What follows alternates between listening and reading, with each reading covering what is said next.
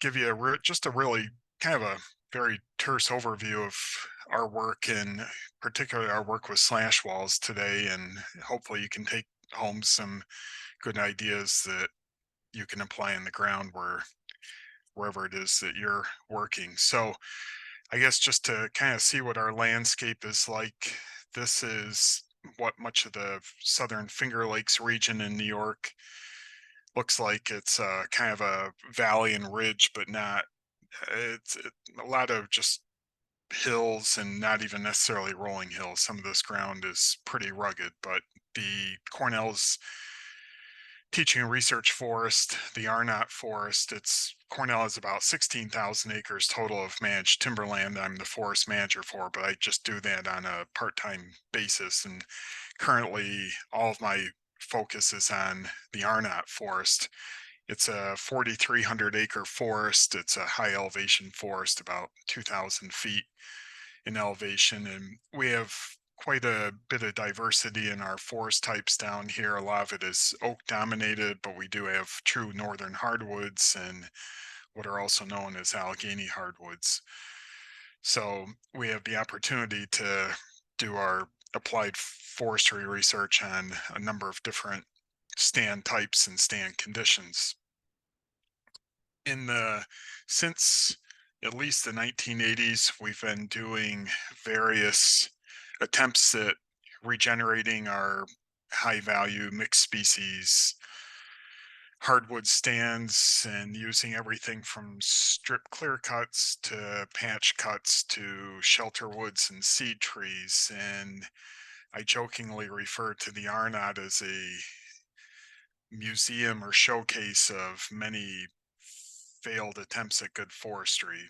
So we have to date probably a few hundred acres worth of these older regeneration harvests that we've successfully managed to grow back, primarily beech, but beech usually mixed with some pin cherry and aspen, and once in a while the red maple clumps, maybe a little bit of black birch, but nothing that really is in any way, shape, or form similar in quality and composition to the mature stands that it replaced. So around 2004, we put a moratorium on regeneration harvest until we could figure out really how to overcome this one-two punch of deer pressure and interfering vegetation. Fortunately, we don't deal with a lot of non-native, like the so-called invasive shrubs, even though the Arnot Forest was an old federal research station from the 1930s to 1950s, where a lot of the what were called back then conservation plants, today we call them invasive plants, were developed and released.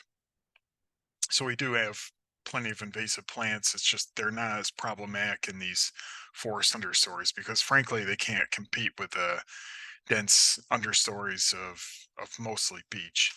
And I would imagine that you have prevalent beech bark disease up your way. We've had beech bark disease since probably the late 70s, early 80s.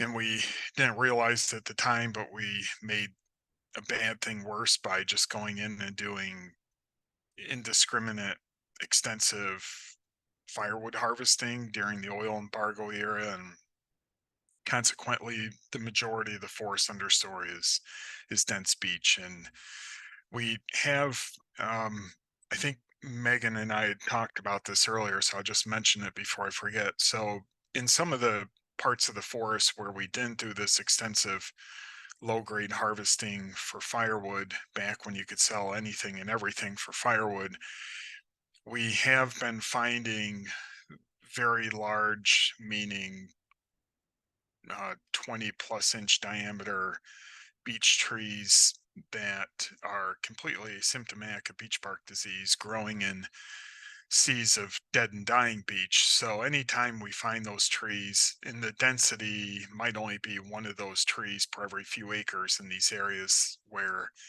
there wasn't extensive beech harvesting in response to beech bark disease, we've left those trees. Cornell has a plant genetics institute called the Boyce Thompson Institute on campus. Some of those researchers actually got a grant through the National Arboretum to map the genome of American beech, and they reached out to us and said that they would like to ideally find some healthy beech that they could focus on the genome of the healthy beech.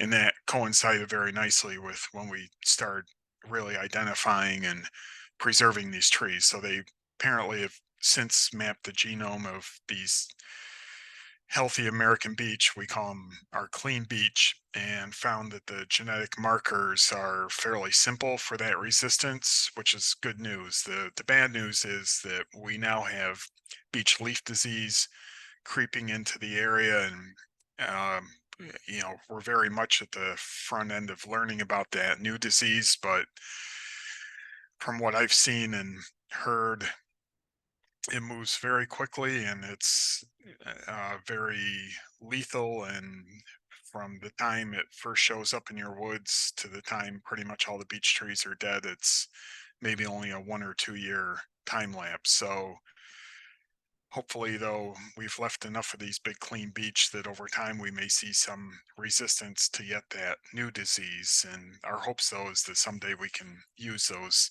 healthy beech if we get past the beech leaf disease to help restore a truly healthy, productive American beech to our landscape. So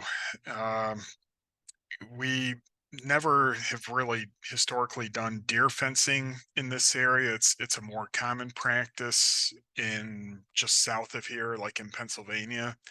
But one of the things that we learned about deer fencing is that you need relatively gentle ground and you need relatively good access around most of the perimeter, which is certainly not the case in many of our mature stands on the Arnot forest. So in 2016, I became the forest manager in 2015 when the previous forest manager of 30 years retired. And it took me about a year. I was quite familiar with the Arnot Forest before starting in that part-time position, but I looked around and realized that all of our mature stands had, in most cases, been thinned multiple times, and they were at that threshold that they weren't going to sustain just one more thinning type harvest. That it was time to think about getting the next age cohort started and replacing those mature stands. So the other Cornell forester, Peter Smallage, who was the director of the Arnot Forest, and I agreed that we weren't going to keep repeating the same old mistakes. And I spent at least several months trying to figure out how to build a fence around one of our higher priority pending regeneration harvest. And it was one of those situations where like 90% of it seemed pretty easy, but 10% seemed impossible. So it was around that time that we were thinking, well, what if we asked the loggers to directionally fell all the saw timber into sort of a windrow and then push it up with the machines? And we got to thinking more and more about it. And it's like, well, it sounds crazy and we've never seen anybody do it before, but maybe it'd work. And we started talking to other foresters and loggers about it, and everybody kind of scratched their chins, intrigued by the idea, also thinking, of course, it sounded crazy, but nobody could quite come up with an argument of why it wouldn't really works. So in 2017, March of 2017, we set about doing our very first slash wall, and that so it's not these little slash walls here. They show up great in snow. This is an aerial picture showing some of the slash walls though. So there was a local mechanized Amish logging crew called Zook's Logging. They had done work on our family's farm in Watkins Glen, and we had numerous conversations with them over the years and could tell that they were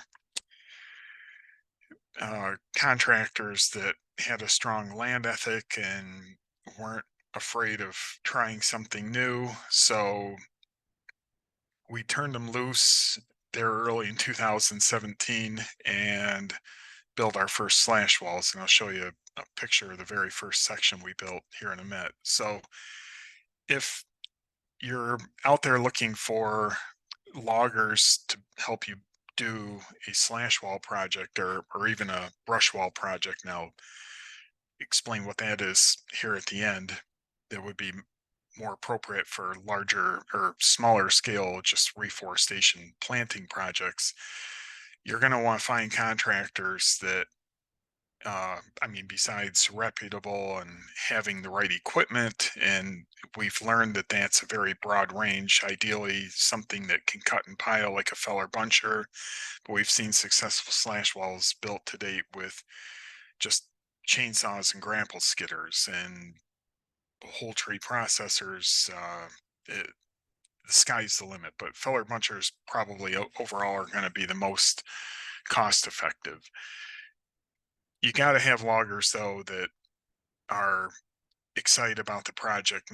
Maybe excited's not the right word, but ones that want to see it succeed about as much as you do. Because if it's somebody that's just like, you know, the buyer, the mill sent me out here to cut this, and I hate life, and the glass is always half empty.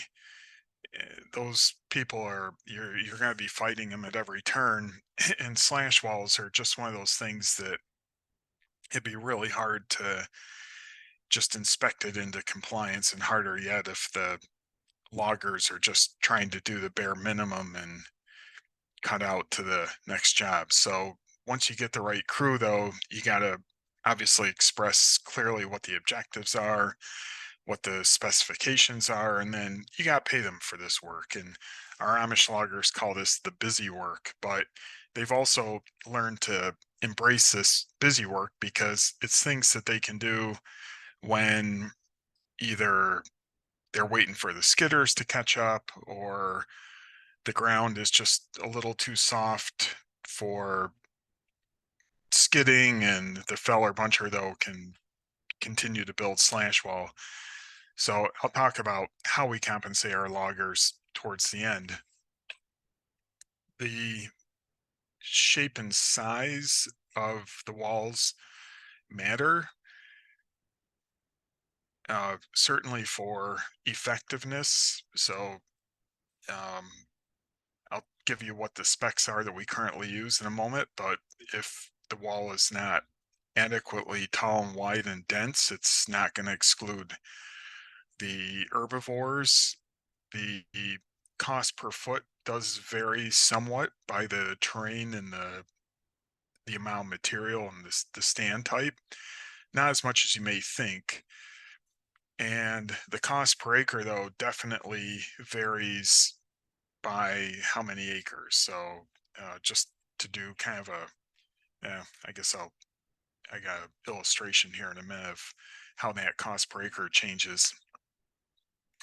The standards that we're currently using, though, to build our slash walls is 10 feet high to a 2-inch diameter branch times 20 feet wide. And I know you're all thinking, oh, geez, what do you do? Take a tape measure out there and measure everything? Well, no. Uh, we also want to make sure that it's dense enough that deer can't tunnel underneath, and also that it's not going to just slump down to half its height in a season or two. So it has to be material that's pretty densely packed in there. Like you don't just push a bunch of big hardwood tops together with a whole bunch of daylight through the bottom. And because once those little fine branches and leaves fall off, deer start saying, huh, I think maybe I can squeeze through there. What we do now, though, is we put marks on adjacent bumper trees and ask the loggers to basically cover up those marks. Uh, this actually is an experimental wall that's only built to a 7 by 15 foot dimension, so it's half the cross section of a standard 10 by 20. And how do we come up with those dimensions originally? We just guess. We're like, in our first contract said a wall that's at least 10 feet high, 10 feet wide, and sufficiently dense to exclude deer. And when I submit a timber sale contract to the university, it gets approved by three different departments of lawyers. There's a real estate lawyer, a Cornell legal counsel lawyer, and then a Cornell risk management lawyer. And I figured they would blow that one out of the water, but they didn't seem to mind the subjective language. And that's how we started. Since then, we've changed those specs to the what you see there in that first bullet, the 10 feet tall to a 2-inch diameter branch and 20 feet wide, because we found that freestanding walls that were 10 feet tall ended up being about 20 feet wide. And some uh, foresters, loggers, landowners that have built walls since then beyond New York in areas where moose can potentially be a problem, they've opted to build their walls a little taller and a little denser, like this one in the background. And Peter and I toured around, saw some of these walls a few years ago in places like the Quabbin Reservoir in Massachusetts, where there was one wall that they built, and they apparently built it for about the same price as we were building ours. It was a lump sum bid sale where they had appraised the sale and they just figured, okay, based on Cornell's estimates, how much is this going to cost? And the bid still came in well above their estimates. And then it was a father son team that it became a friendly competition who could build the better walls. So they were packing the wall down with a processor head. And I think you could have driven a pickup truck down the top of that wall when they were done. But that wall was a wall that I would expect probably would keep both moose and deer out for far longer than what we're expecting. Our goal is to have a wall that'll exclude deer for roughly 10 years, and the longer the better, because you don't always get that immediate good flush of regeneration. So I said a few minutes ago that the cost per acre, so the cost per foot changes some with those variables like terrain and how much material, in other words, how far are you having to transport material. Keep in mind, we're building our walls. Our Cornell walls have been built to date mostly just exclusively with a feller buncher, and that feller buncher doesn't want to track the trees more than probably 50 to 75 feet at the most. So the corridor, the wall supply zone from which most of this low grade material is coming is probably in on average less than 100 feet. But if you are not supplying, if you don't have sufficient material and you have to go out to 200 feet or 300 feet, the cost goes up. The cost per acre, bigger is better. So just mathematically, if you do a 25-acre harvest, you're going to have a cost of about $300 per acre. If you increase that to a 150-acre harvest, you're just diluting it, less feet overall per acre, and you can cut that cost significantly. So if you're thinking about your regeneration costs on a per acre basis, that's going to be important. This is a picture of the very first section of slash wall that the Amish loggers built in March of 2017. And originally we envisioned that they would cut from both sides. So I kind of flagged what I felt would be the center line of the wall. And we were thinking that they would have skid roads down both sides. They chose to work only from the inside. And it seems that pretty much every wall we have built since then, as well as walls that we're seeing built elsewhere, they're only working from the inside. And I think that is partly just because of so if your skid roads are going to run parallel to the wall, you could probably have a skid road down both sides. But once you turn the corner there in the back, now you've got to leave a hole somewhere and come through there. So they just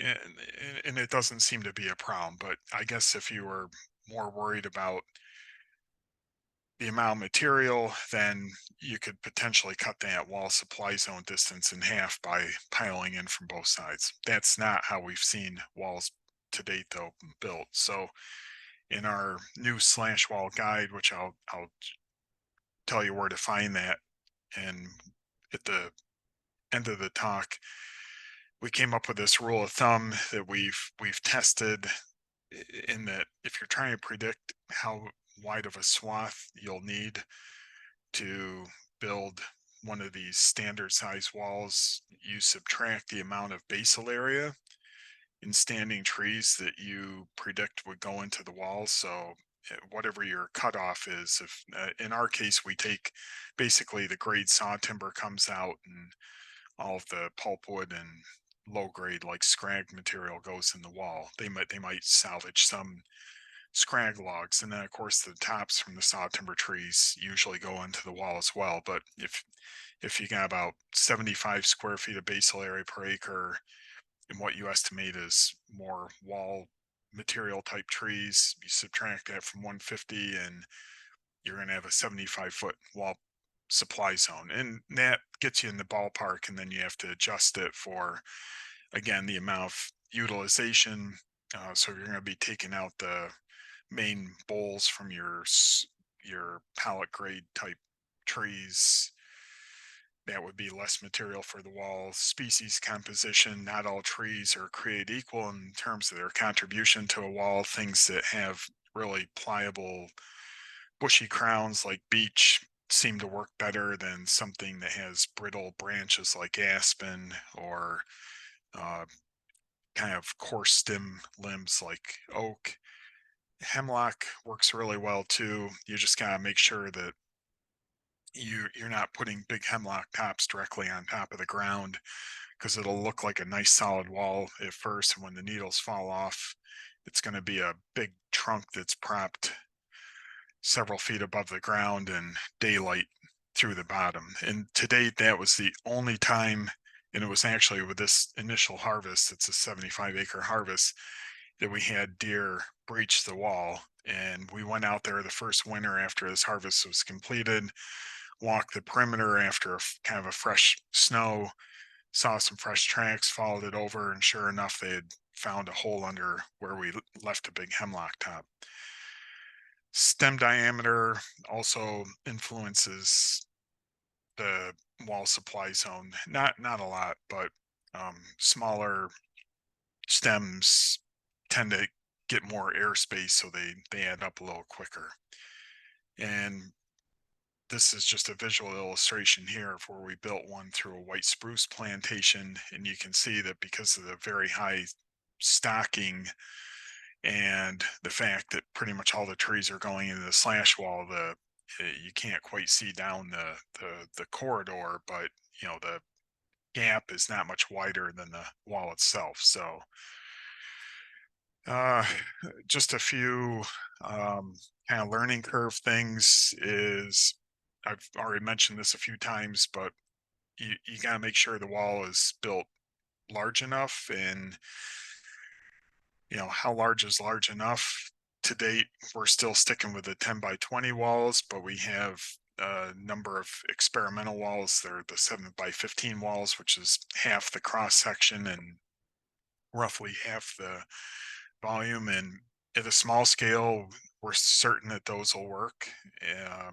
If you get into like your 50 and 100-acre walls, they may not. And some of it just depends on your deer population. And for those of you dealing with moose and heavy winter snow packs, it may not, because especially if it's in an area where it's going to drift in, and you can get kind of like an ice bridge or a snow bridge over the top.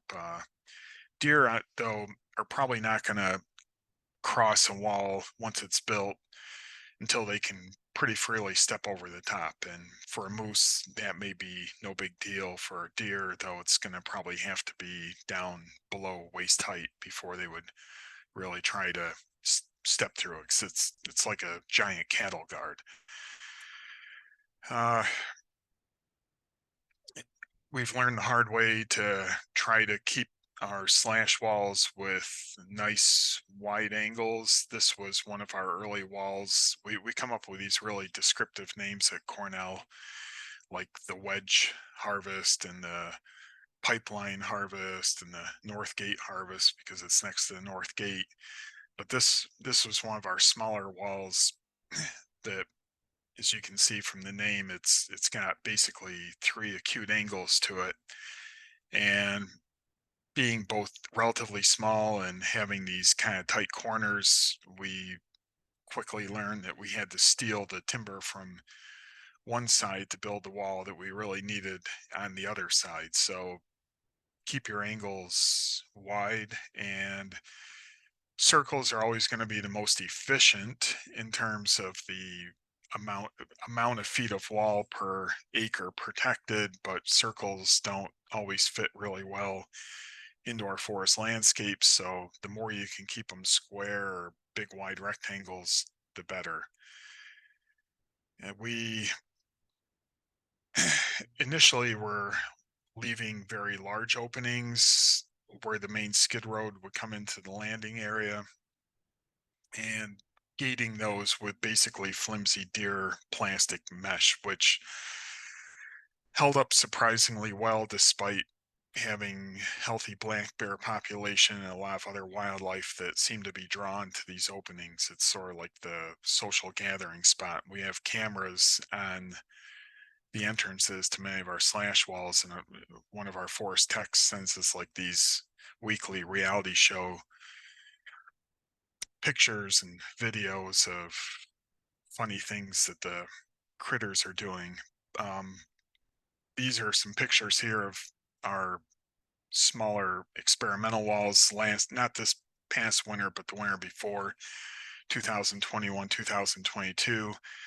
We put in a series of 28 4-acre walls, and half were 7 by 15, half were 10 by 20.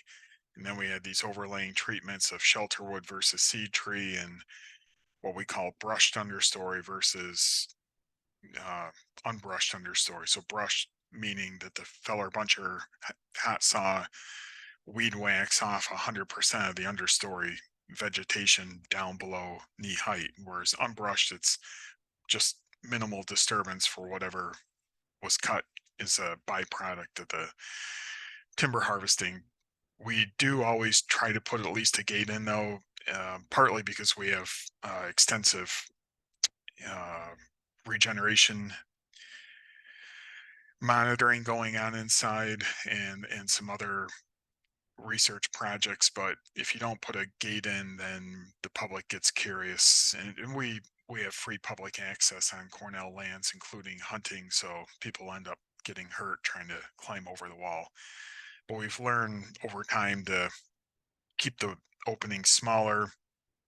The main skid road entrances now, um, we just go and plug them back with slash, but it's kind of like a gap that already exists in the wall, and then we just plug it full so that if we go and do the overstory removal 5 or 10 years down the road, you just pull the plugs out.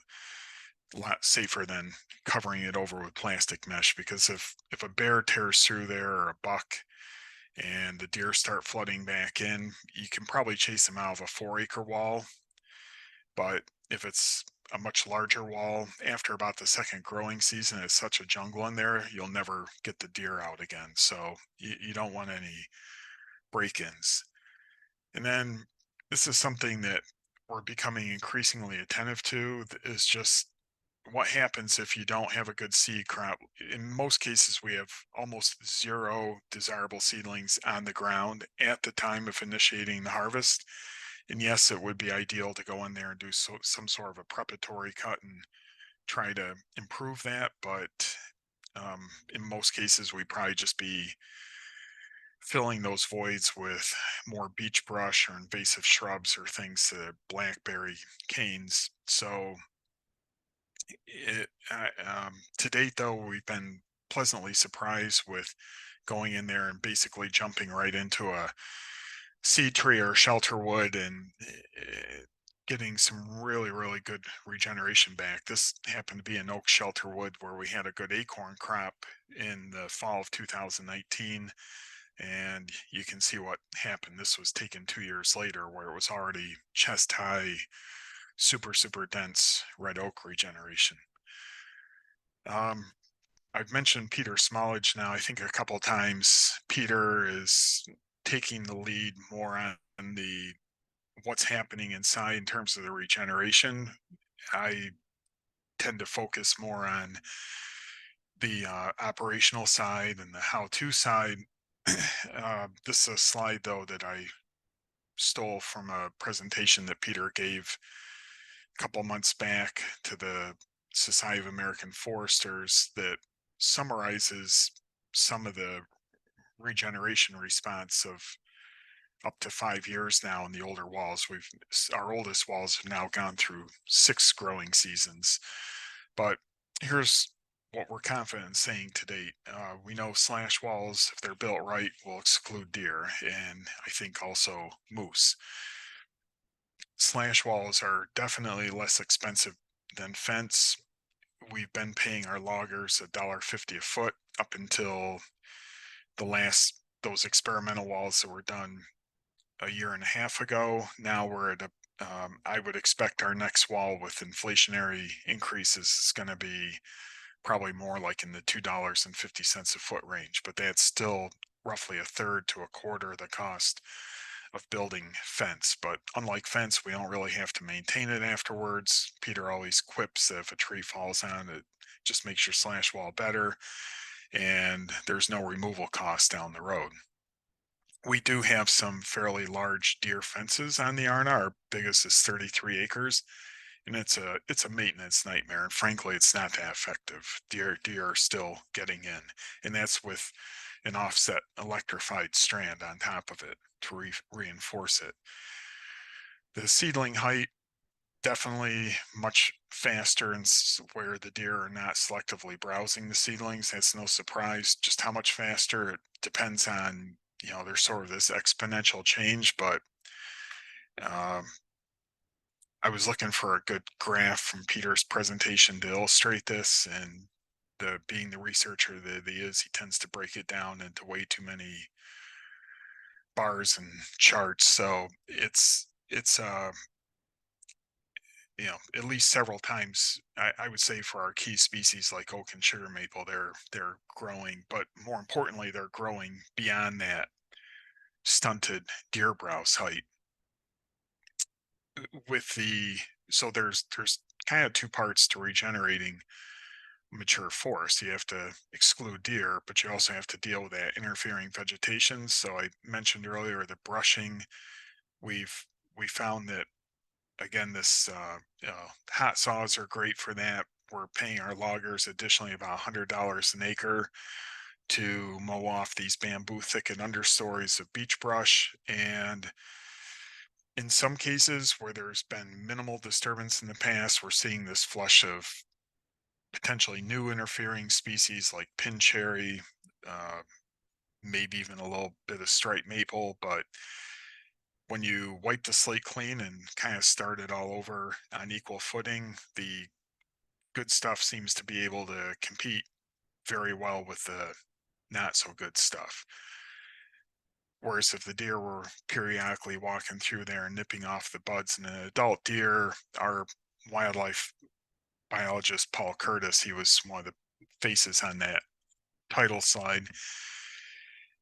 His and others' research shows that an adult deer is browsing on a year-round basis about 4,000 hardwood seedlings a day. So it doesn't take very many deer on the landscape to go and continually keep stunting the growth of the preferred browse species like oak and maple. You can do this on right down probably to an acre or two. We You may have noticed in that one aerial image there were some small circular slash walls. Those were 1 acre slash walls where we just for fun we told the loggers, basically take the grade out, put everything else in the wall, but only put stuff from inside this 1 acre circle inside the wall, and we still got pretty full size wall. But at that scale, it wouldn't take nearly as much to keep deer out. And um, you'll have to invite Peter to speak in the future, and he can dive into all the fine details of this. But you certainly get higher stem density per acre, higher stem density of desired species, quicker canopy closure of those seedling saplings. Again, greater species diversity and richness, faster seedling height growth, and pretty much right from the bat or right from the get go. And then we're seeing in these stands that have gone through six growing seasons, according to U.S. Forest Service Silva framework, we are um, well stocked, equally stocked with both desirable species and desirable species in a free to grow position, which means there's a high probability that that stand is going to become a future productive stand. Just to leave you with a little bit of what else we're up to. So we're doing brush walls now, which is just basically a slash wall built from invasive shrubs and scrubby old field sites that you have to clear that stuff anyhow to go in and do tree planting. So it's, but when you're planting the seedlings, and if you're doing it right, those seedlings, you can get them above browse height and uh, maybe as little as 5 years. So the brush walls don't necessarily have to be built to the same uh, standard or robustness as your slash walls, where you're crossing your fingers and hoping for the seed to fall or the seedlings to appear. The big thing on our side of the border today is all about how do we capture and store more carbon through more trees. So a lot of interest in agroforestry and stuff like silvopasturing that I enjoy talking about. I've been up in Ontario a couple of times just before COVID to help the folks there with getting silvopasturing up and running. But also, how do we grow our native forests bigger, better, faster, cheaper to capture and store more carbon? We have a couple new projects. We have one of the world's leading terrestrial LiDAR experts, Zhengtao Zhu, who he has a forestry background and is working on not just quantifying slash walls and things like the wall supply zone, but also using that technology to give us a much more efficient and accurate read on what's happening in early successional stands. I mentioned that those experimental walls from a couple winters ago, we have these overlaying treatments. So we'll see whether for certain stand types, it works better to manipulate high shade versus low shade through, seed tree residual, shelterwood residual, brushed understory, unbrushed understory. And Peter thinks that leaving more shade in some cases could help because it may limit things like pin cherry or blackberry. I'm more in the other camp. I think open it up, get as much sunlight as possible.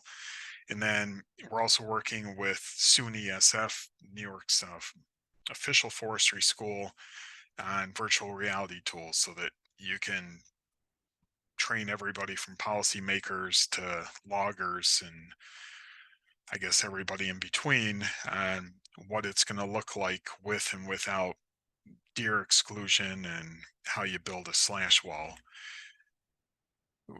To date, we're aware of about 24 other significant slash wall projects that have been built beyond the Arnot forest, starting 3 to 4 years ago. Other foresters that came to our annual training and every September and were intrigued by this and said, hey, I'm going to do this. And so we're getting more and more pictures and anecdotes and even data from these other walls, and it seems to be working out well for people. So from Toronto, we'd be about a 4 to 4.5 hour drive. If you feel like coming down to the scenic Finger Lakes, whether it's no, you're welcome down here anytime. We enjoy having other people visit and giving small tours, but we do a annual field practicum.